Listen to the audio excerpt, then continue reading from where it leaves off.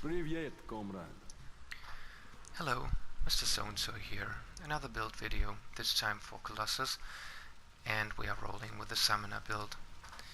Just a word of warning, personally I think this build plays a little bit boring. It's very effective, it got me through Cosmic Trial on the first try, but you only have 2 active attack moves apart from your signature, otherwise just summons, so I would still say it's a very effective build, but definitely not very challenging or particularly fun to play. As usual, we will be looking at the equipment, the powers, the talents, the synergies and the infinity points, and in the end we will be fighting Pyro on cosmic difficulty to give you an idea of how this build works in action. Let's start with the equipment. For the legendary item I went with the Savage Axe of Ares for more melee damage, and I think you could probably also use Neptune's Trident if you want to go pure summoner. On the other hand, I think it also helps to push your melee numbers higher. My stats, as you can see, definitely need optimization. I need more crit hit rating, for instance, and therefore less brutal strike rating. The same with the damage numbers, I should have more critical damage rating and less brutal damage rating, so there is still some farming to do. Therefore, I'm just giving you a short look at the armor pieces. As usual, you should find a balance between the critical and brutal numbers, and also your 2 main stats, strength and durability. The ring could also benefit from critical hit rating, but this is what I have to roll with at the moment. The relic, I went with Asgard for more melee power damage. If you have problems surviving, you could also use Gibborim to give you more armor, but I don't think it should be necessary on Colossus. The Catalyst, giving us main stat, also turning us invisible on use, and also restoring 100 armor on medkit use. Definitely handy for the Cosmic Trial if you can get your hands on something like that. The medallions. I went with the Summon Medallion, Ultron, giving us critical hit and brutal strike rating on using a summon power, which will happen a lot. Otherwise, you could probably also replace it with a melee medallion, like for instance Blob, that gives you more hand-to-hand power damage when your health is above 80%, or health independent, you could go with Craven, giving us more melee damage on using a melee power. The artifacts, I'm trying to strike a balance between melee and summoning. We have Circlet of Sidorak, giving us the damage absorbing shield, armor on ore pickup, and more damage to hand powers.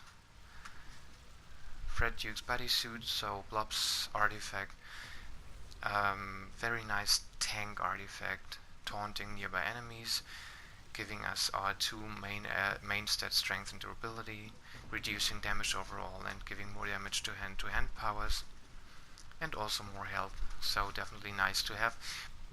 Mine came from a shield supply drop, but it can also drop, of course, when you run, for instance, patrols and run into the Blob event, or you can farm the story for Blob. Then I went with the summon artifact, in that case Advanced Wundagore Clay, summoning a raptor, or having a chance on summoning a raptor, more summon damage and summoned ally duration and critical hit rating. You could also replace that, for instance, with the Mask of Doom or the Latverian Regalia, both also able to summon a Latverian drone, so definitely also nice to have. And you should have Doom's Mask from playing story anyway if you haven't bound it to another character. Let's have a look at the powers. Our filler here, Steel Punch, melee, hand-to-hand, and also giving health on each hit. We have Titanic Slam, a leaping attack, also dealing area of effect damage. Then we have Call Liliana. All the summons will have passive benefits due to a talent, more to that in a bit. So here we are summoning our sister, Magic. Then we have Fastball Special, summoning Wolverine. call Kurt, summoning Nightcrawler, and call Kitty, summoning Shadow Cat or Kitty Pride. I should paint a picture of it. And then our signature move, Colossal Roar, knocking down enemies and also reducing cooldown for our other powers due to a talent. Let's look at the talents. First one, Stronger Than Steel, giving us 3% total damage and 3% critical hit chance, and if we don't have armor, these effects are tripled. We have Meteoric Slam. When your armor reaches maximum, the cooldown of Titanic Slam is reset, and also Titanic Slam now uses up our armor and gains bonus damage depending on the maximum armor we have. We have True Comrade, like I said, each summon now gives above for 10 seconds. Kitty and Ileana are defensive, so deflect chance for Kitty, defense rating for Ileana, and Kurt and Wolverine are offensive with critical hit damage, critical hit chance. If you have problems during a longer fight, I advise you to always use one offensive and one defensive summon at the same time, so not summon all four at the same time, so you can actually benefit from more defense or more deflect rating during a difficult fight. Here we don't have anything to pick, unfortunately. We are not using Heroic Challenge, we aren't using Whirlwind Force, and we don't want our summon powers to not be summon powers and just active attack powers. So just pick anything of these two here, so you don't get the warning that you missed to spend a talent point. The last one, Thundering Voice, Colossal Roar, instantly refreshes all powers on cooldown, and also cooldowns will refresh twice as fast, like I said before. Also the duration will be longer.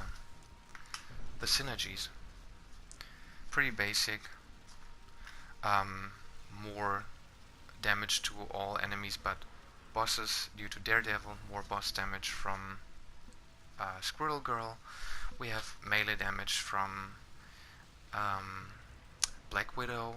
We have the armor restore from Cyclops, cooldown power damage from Angela, critical damage from Hawkeye, Iron Fist giving us health regen, defense multiplier from Luke Cage, more summon damage and health on hit from Magic, and more health and again health regen from She-Hulk. The Infinity Points, I spent 50 for 2 points of strength,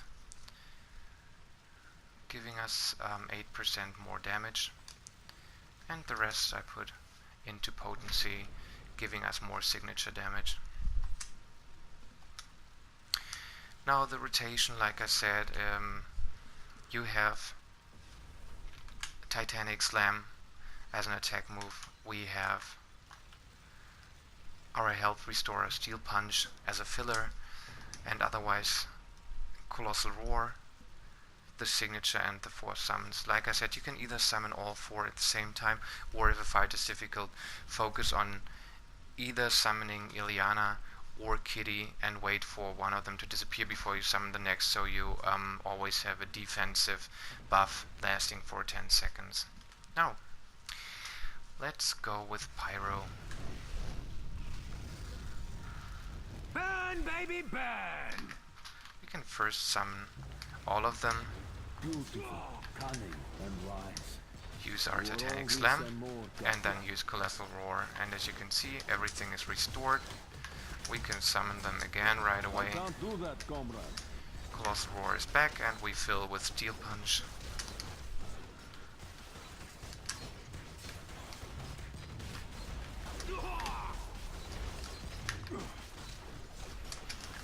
Slag, Yaroski.